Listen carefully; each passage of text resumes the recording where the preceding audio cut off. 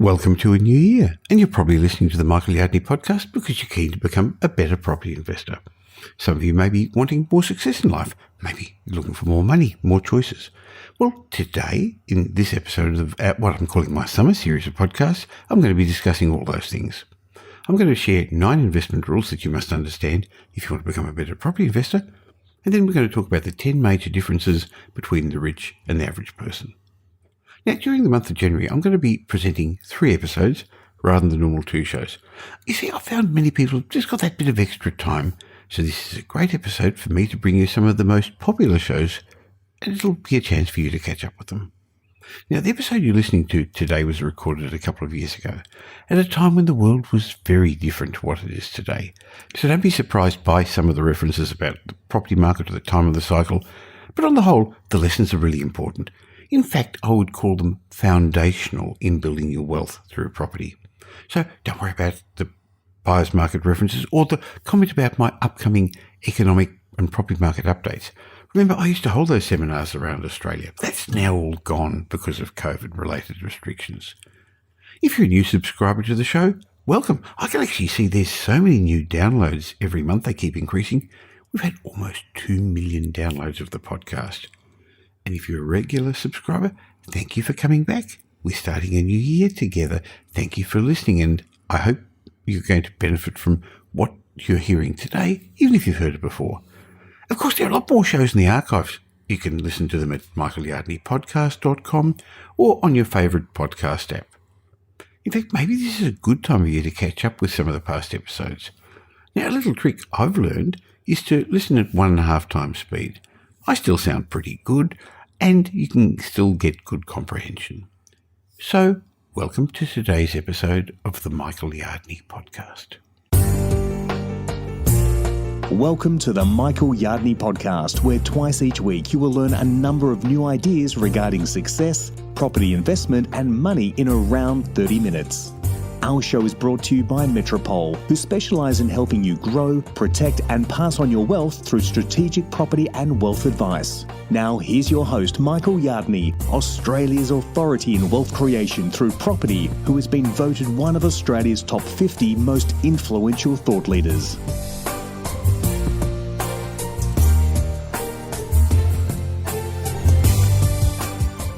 At the end of this show, you're probably going to end up a bit smarter, a bit wiser about property investment, money and success. Well, that's the byline of this show, isn't it? The thing people keep coming back for. I hope it's what you keep coming back for each week. So I'm going to share with you 9 rules about property investment. We're going to talk about money, the big differences between the rich and the poor. And I'm going to, in my mindset moment, give you some inspirational quotes that have helped me. Maybe they're going to help you. So let's get on with this week's show.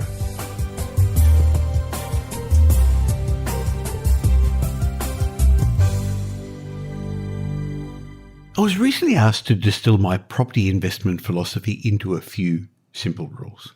Now, that's a big ask of me. How am I going to distill all the mistakes I've made and those I've seen others make, as well as all the lessons I've learned and the lessons I've seen many successful investors learn along their way? How am I going to distill those into a few simple rules? Look, you've probably heard me say that property investment is simple, but it's not easy. And that's not a play on words. It's simple if you follow the rules, but it's not easy because it's easy to get distracted with all the perceived opportunities that seem to be coming at us and all those mixed messages we get in the media all the time. So anyway, here's my attempt at distilling all that information that I've learned and the many rules I've written about in my books, in my blogs, in my articles, into 9 simple rules. And the first rule is become financially fluent. You see, the secret to financial freedom is to spend less than you earn, save the balance, and then wisely invest your savings into growth assets. So you've got to become money smart. You've got to learn how money, how finance, how the property markets, how the economy works, and then start investing early in your life. So I suggest you learn from proven mentors and get a good team around you. But you've still got to make sure that you've got a thorough knowledge base. Because while you can outsource the property sourcing and the property management and some tax advice and structuring, it's really critical to understand if you're being given impartial advice or if you're being taken advantage of by the many vested interests out there after your money. So take time don't rush into your investments. When you're ready, you better get going. But remember Warren Buffett saying, wealth is the transfer of money from the impatient to the patient. The next rule is adopt a proven investment strategy. You see, in my mind, residential real estate is a high growth, relatively low yield investment. So I recommend investing for capital growth. Now, I know not everybody does, but I've seen so many investors fall along the way and never build a big enough asset base to get financial independence by chasing cash flow. So you know how they say, don't put your ladder up against the wrong wall, because it'd be a pity to climb the ladder up against the wrong wall and then find out halfway down that it is actually the wrong wall and you wasted all this time. Now, I know cash flow is important. It keeps you in the game, but it's really capital growth that gets you out of the rat race. So first of all, concentrate on building a substantial asset base. That's the first stage of your investment career. And then you slowly lower your loan to value ratios, and then eventually you can live off your cash machine. It's just too hard to become rich the other way around from cash flow. If you think about it, the majority of your assets when you retire, when you slow down, when you get financial freedom, are going to be not from money you've earned, not from cash flow, not from rent, but it's going to be the capital growth of your investments. So invest for capital growth. The third rule is not every property is an investment property. See, people choose the wrong property. Of course, any property can become an investment. You just put a tenant in. But few properties are the sort that are going to outperform the averages with regard to capital growth. Few are what I call investment grade. Now, if you're not sure what investment grade is, go back to episode 1 of the Michael Yardney podcast, either on our website or on iTunes or Stitcher, because I explained it in detail there. Now, remember, location is going to do 80% of the heavy lifting of your investment property over the long term, but you've still got to own the right property. You've got to understand what an investment grade property is, one that's suitable for the demographics of that location. And I guess that leads me to the fourth rule. Demographics drives our markets. Over the long-term demographics, how many of us there are, how we live, where we want to live, what we can afford to live in, that's going to be much, much more important in shaping our property markets than the short-term ups and downs of finance changes or interest rate changes or consumer confidence or government spending. The fifth rule is real estate investing is a game of finance with some properties thrown in the middle. So it's important to recognise that property is a long-term play. So you've got to set yourself up with financial buffers to help you ride the ups and downs of the property cycle and the unknowns that keep happening. The sixth rule is that our economy and our property markets move in cycles. And the main cause behind these cycles is that we're human and we tend to share the same general optimism and pessimism of others. Investors are the most confident near the peak of the cycle when they probably should be the most cautious, and they're the most nervous and hesitant near the bottom of the cycle when the risks are the lowest. It's also a common fallacy that Australian property cycles last 7 to 10 years. They vary in length and they're affected by a myriad of social and economic factors, and then at times the government lengthens or shortens them by changing economic policies or interest rates, or APRA gets in the way by giving us a bit of a credit squeeze. Now, market sentiment's one of the key drivers of property cycles, and that's one of the reasons our markets overreact, overshooting the mark during booms and getting too depressed during downtimes. As I said, most of us are too optimistic or too pessimistic at the wrong stage of the cycle. It's also important to remember that each property boom sets us up for the next downturn, just as each downturn sets us up for the next upswing.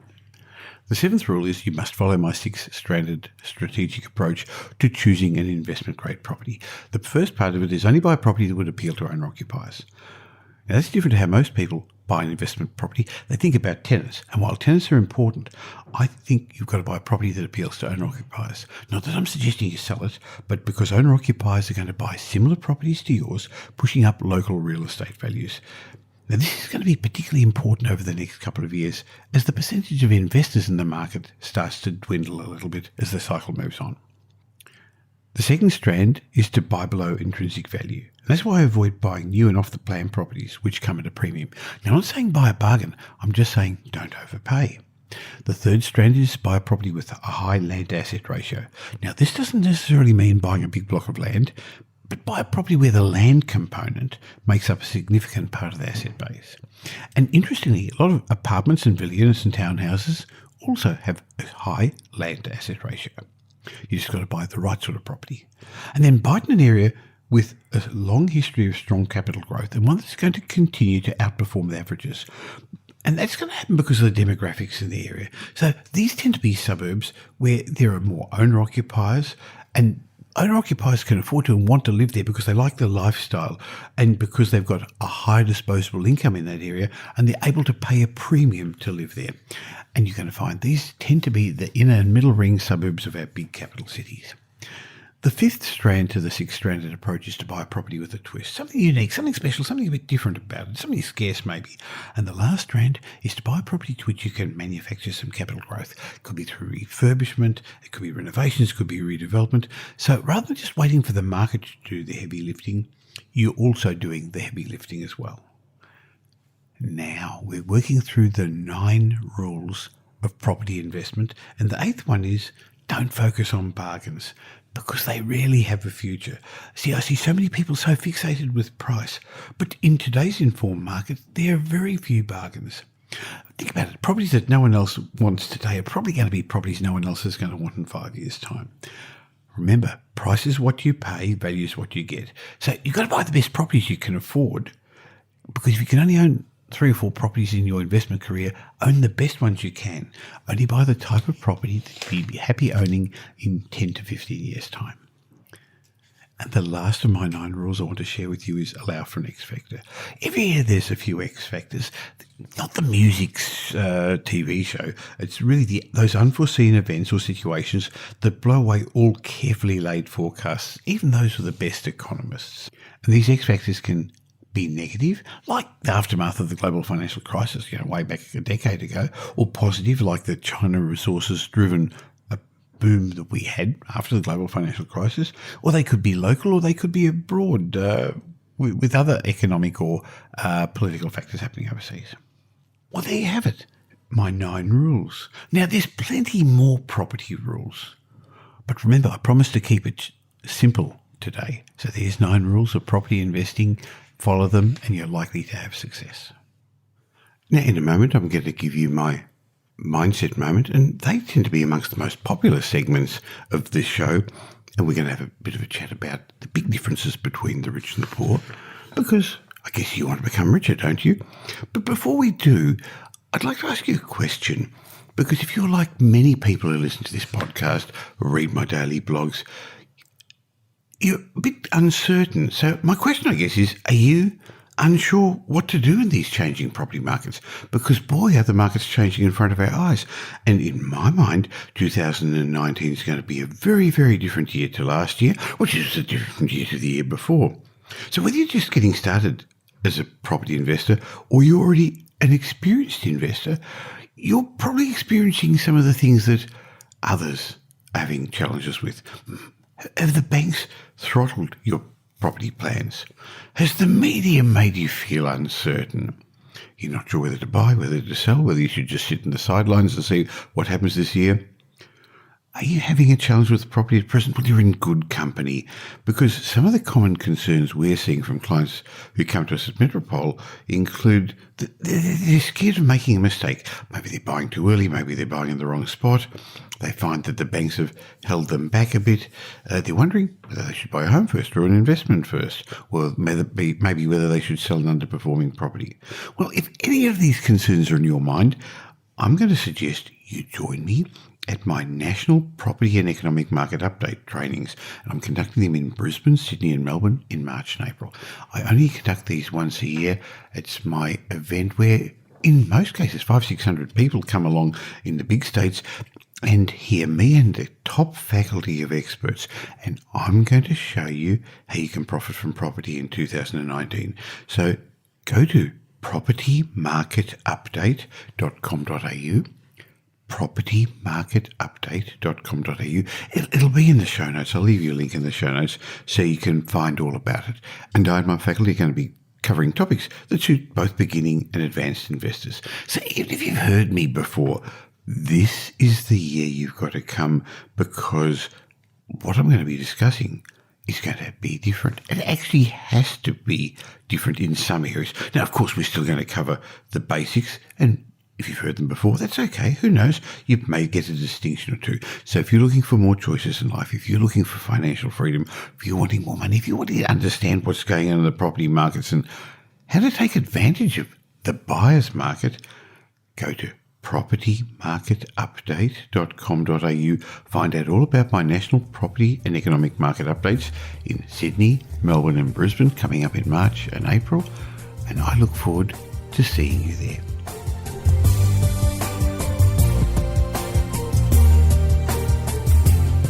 Now here's Michael's mindset message. Remember, a change in your thinking will lead to a change in your life.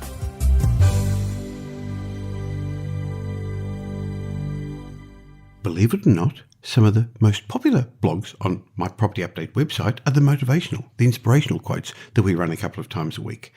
I've found that inspirational quotes have been one of the reasons that many people become successful. Reading inspirational, motivational quotes on a regular, sometimes daily basis has actually been reported time and again to boost a person's motivation and help them achieve their goals, getting them faster to where they want to be. Now, there seems to be a number of ways that this happens. First of all, they give you a quick boost of motivation when you read something inspiring. When you read the right one, it's a great pick-me-up, especially just after you've read it. You instantly tend to feel a bit happier, a bit more motivated, inspired, and it gets you moving, gives you the energy. Inspirational quotes can sometimes get you out of a slump if you're feeling a bit down, if you're feeling a bit depressed. Sometimes there's nothing better than reading an inspirational quote or two. It helps you feel better, kicks away the blues. Another way quotes help is they cure procrastination. It's one of the tough things we all have to deal with, and sometimes just a few inspiring quotes will get you motivated. And the great thing is the inspirational quotes are everywhere. They're free. There's thousands, hundreds of thousands of them. And if you subscribe to my Property Update newsletter, on Mondays and Thursdays, you're going to get a good dose of them, the ones I've selected. But today I'd like to share two with you. The first comes from John Acuff's newest book, Finish, Give Yourself the Gift of Done. And he says perfection magnifies your mistakes and minimises your progress. The harder you try to be perfect, the less likely you'll accomplish your goals. Now, the author argues convincingly and humorously that perfectionism is one of the chief enemies of progress in life and in work, a contrarian call that offers ourselves more grace, supported by research, that we may ironically accomplish more by expecting less. So the message is, don't let perfect get in the way of good. Trying to make something perfect actually prevents us from making it just good. Perfectionism is an elusive glory, a bit like a unicorn. Sure, it sounds great, but who's actually seen one? I'd rather ride a real horse than wait for an imaginary unicorn. So if you can't achieve perfectionism, don't sweat it. Just go for good instead. Now, the second quote I'd like to share with you today comes from the Greek philosopher, and I can't pronounce his name properly, but it's Epictetus, I think, and he was born a slave and had his teachings written down by one of his pupils. And what he said is, it's impossible for a man to learn what he thinks he already knows. It's impossible for a man to learn what he thinks he already knows. And boy, do I see this so often with property investors. See, what it means is, be it property investment, your job, your profession, a skill, or just general knowledge, to improve yourself, you have to learn. But you can't learn if you believe there's nothing left to learn. What if what you know is only one of the many possibilities, and there are some better ones, other ones, different ones? What if what you know could be further enhanced by what other people know? What if what you already know is actually wrong? If you don't show humility and approach all things as an empty, willing vessel, you're not going to grow. Never assume that your mind's full or that what you know overpowers what other people know. After all, how could progress have been made in any field if everybody assumed they knew everything as soon as they learned something? It's arrogant, it's foolish, even for those at the top of their field.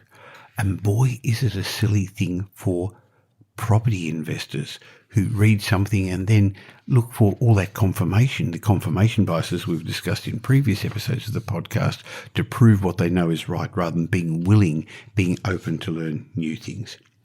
So what can you take from this lesson? Well, no matter what you pursue in life, keep yourself hungry to learn. Choose to always Have a beginner's mind, constantly looking for another angle.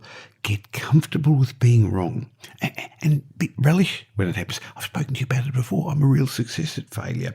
It's okay to be wrong as long as you make it a lesson. Don't be afraid to ask questions. Don't feel that it's amateurish. An open mind can be your greatest asset if you let it. Look, we tend to be stubborn creatures who like to assume we're smarter or more capable than others, but hoping you're superior actually makes you inferior. So ditch the ego and accept your place as an eternal student. Besides, nobody likes a know-it-all, and the true experts are the ones who are going to admit when they don't know something. Why? Because they'd like to learn it. Now, how did those two quotes strike you?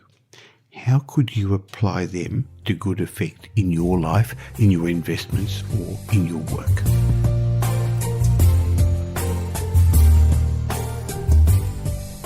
I hope you recognised one of the purposes of this podcast is to help you become richer, wealthier, more successful in all the endeavours of your life, including property investment, but not limited to that. Now, I'm not making a judgment when I talk about rich or poor. I write a lot about the rich and the poor, but let me make it clear that this is not a judge of people. I don't judge people by how much money they've got.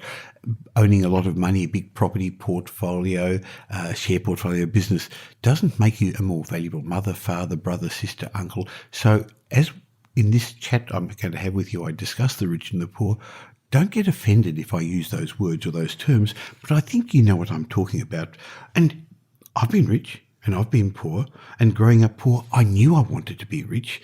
I studied the subject early in my life, and I've studied it, in fact, all my life. And I've come a long way, and not only have I become rich, I've become wealthy. I've also come to realise that rich people are really poor because all they've got is money, but the wealthy, they've got a lot more than money. They've got family that loves them. They've got the ability to keep growing. They've got their health. They've got to be truly wealthy. You need lots more than money. You've got to be able to contribute back to the community and have spirituality.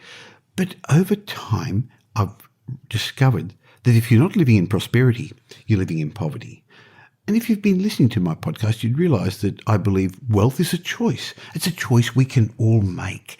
I believe wealth's a mindset. I remember Bill Gates once said, "It's not your fault if you're born poor, but it is your fault if you die poor."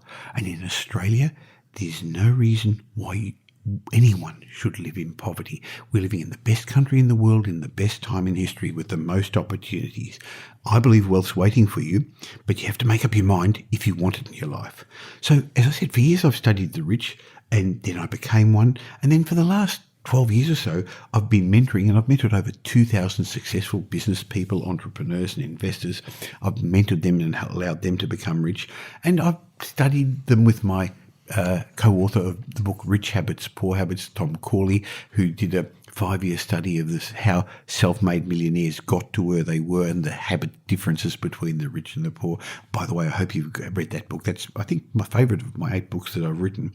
So today I'd like to share with you 10 of the big differences I've realised separate the rich and the poor. There's lots more, but this will give you an idea of the differences. And of course, the reason is, if you want to become rich, you've got to emulate the rich. You've got to think like them. You've got to do what they do. You've got to develop more rich habits. So let's start with a couple of these differences. And the first one is that poor people are sceptical. I distinctly remember a nephew of mine saying after something happened to him at home, "Oh, those plumbers are a rip-off. They're things that they've charged me for all these things they haven't done. They'll take my money wherever they can."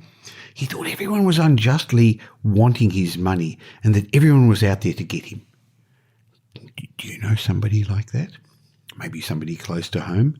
On the other hand, rich people tend to be trusting. They tend to trust those that they meet, look within reason, and give others the opportunity to be themselves. Another difference between the rich and the poor is poor people look for fault. They're always looking for problems instead of solutions. They end up blaming the government, the environment, the interest rates, their jobs, their education, their parents, the government. I think I already said the government, but they probably deserve 2 faults. And they make an extensive list of excuses why they can't be successful. On the other hand, rich people, they look for success. They understand that everything happens for a reason. And rather than letting life happen to them, They take direct action and make big things happen. You've heard me talk about it before. You've got to be the pilot of your life, not the passenger. You can't just sit there letting somebody else drive your life. So wealthy people put aside all the excuses and eradicate their blame lists because they have to do what must be done to get rich. Now, it took me a while in my life to realise that. And when I did in my early 40s, I guess, that was a long time ago now, when I stopped blaming my past, I stopped blaming my childhood, I stopped making a list of all these reasons and recognised that I am where I am, I was where I was then, for all the things I'd chosen to do and chosen not to do, and stopped blaming others. Boy, did my life change, and boy, did my results change. Now, another difference between the rich and the poor is poor people tend to make assumptions. When it comes to knowing the truth, poor people often make these sort of assumptions, the wrong ones. If they want to reach out to somebody, they might say, oh, they probably haven't got the time to talk to me. They find reasons why things won't work. Instead of checking the facts or asking questions, they never make a true attempt when it comes to getting what they want because they assume it's not going to work. On the other hand, rich people ask questions. They ask, what if? What if I did ask them for advice? What if I did write or email to them? And if you begin to ask questions, you're going to save yourself a lot of hassle.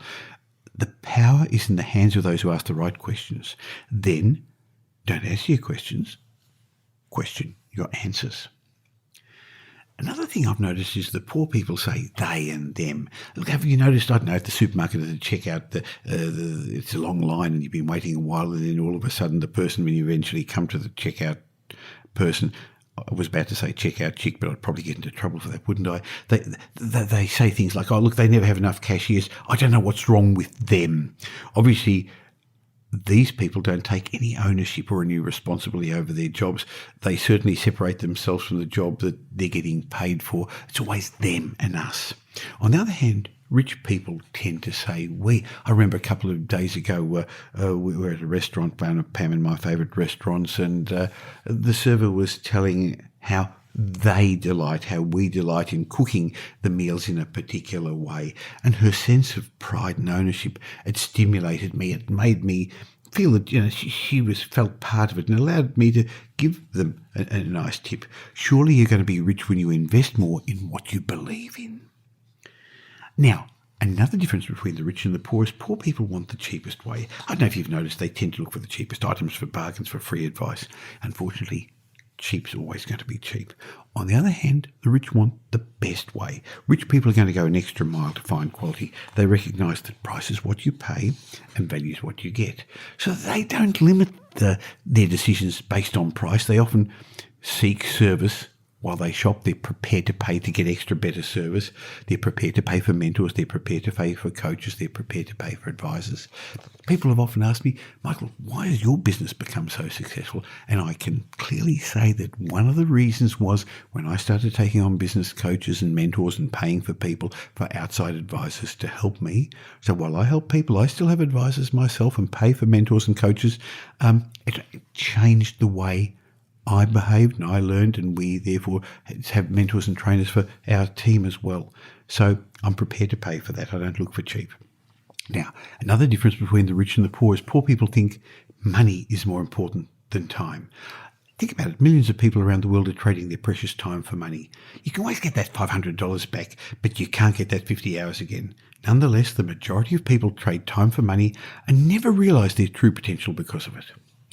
On the other hand, the rich people know that time's more important than money. They never trade time for money. Moreover, they seek fulfilling experiences that dramatically alter their lives. Their careers are more focused on doing what they love. And because of that, they can help others, and they don't just merely clock in and out to get a paycheck at the end of the week.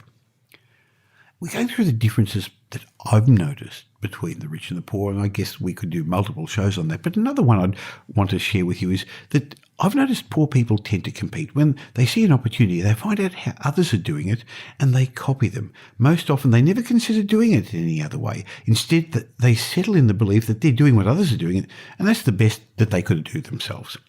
On the other hand, rich people create. They think outside the box and they look for new opportunities. Just continuing on with the differences between the rich and the poor, poor people tend to complain. They tend to criticise. Now, Most poor people have learned how to become poor from their parents. Their family members have conditioned them to believe that everything is wrong instead of right. And so they, as I said, they blame, then they complain. On the other hand, rich people praise and enjoy their blessings. Rich people know that they've got many privileges and they don't take it for granted. That's one of the important parts of being wealthy, gratitude, because their appreciation of gifts, love and circumstances allow them to generate more. Another difference between the rich and the poor is poor people ask for amateur advice. They often listen to the opinions of others, and they seek the approval of their mates, their friends, their acquaintances, and they believe almost everything they hear without even questioning it. And that's why they get taken advantage of by property salesmen and by spruikers, because they accept opinions as facts, and that stops them from doing their research. Once they're satisfied with the answer, because if they get the answer that they want, which is not always the answer that they need, they get themselves into trouble. On the other hand, rich people seek expert advice. They've learned to think for themselves. And if they can't figure it out, they seek expert advice, and they're prepared to pay for the advice, and that may give them some more options. Now, they've also learned that experts only make suggestions, which means they aren't confined to a specific answer, but they learn to take advice. And maybe the last difference I'd like to share between the rich and the poor is poor people have got big television sets. Have a think about it. They use their free time to avoid the art of thinking, which for most of them is a challenging task, and they zone out and they have the comfort of entertainment. While poor people have big televisions, rich people have big libraries. Wealthy people are educated. They read a lot of books. They listen to podcasts. They go to seminars. They recognise that improving their knowledge benefits them. So the bottom line is, to get a true perspective on how to become rich, you have to study rich people. After all, you become what you study. So if you're currently surrounded by people who aren't rich, just do the opposite of what they're doing. Soon, you're going to be able to get closer to your own financial goals. If you want to understand more about this, don't forget my great book, Rich Habits, Poor Habits. Now, I'm saying it's great, but it's actually become a bestseller in Australia and overseas and just been reprinted because we ran out again. And you can get it on Amazon or at richhabitspoorhabits.com. You can get it online and you'll understand the study that Tom Corley's done and that I've done, and it'll actually show you how you can start to emulate the rich and let go of some of your poor habits. As we're getting near the end of this week's show, I'd like to read out a podcast review that was left on iTunes.